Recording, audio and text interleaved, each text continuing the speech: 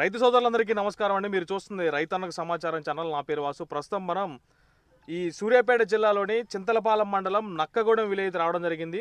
So వాస్తవంగా ఈ రైతు ఈ ఫీల్డ్లో వసుధ స్ప్రే చేయడం జరిగింది. అసలు వసుధ స్ప్రే చేసిన తర్వాత ఎన్ని రోజులు అవుతుంది, ఏ రిజల్ట్ వచ్చింది, అసలు ఎక్కడ తెచ్చుకున్నారు అనేది కూడా మనం రైతుని పూర్తిగా అడిగి తెలుసుకునే ప్రయత్నం చేద్దాం.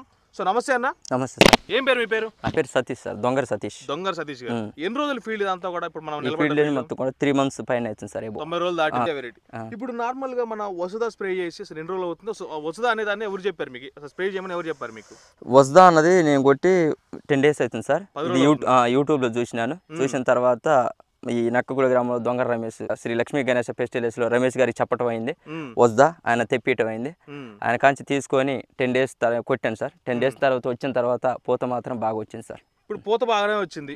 కొట్టక ముందు అసలు ప్రాబ్లం ఏముంది మీ చేలో? కొట్టక ముందు పూత లేదు. అసలు మెయిన్ ప్రాబ్లం ఏంటంటే పూత లేదు. అసలు పూత లేదు. చెట్టు పెరిగింది కానీ చెట్టు దగ్గర పూత లేదు.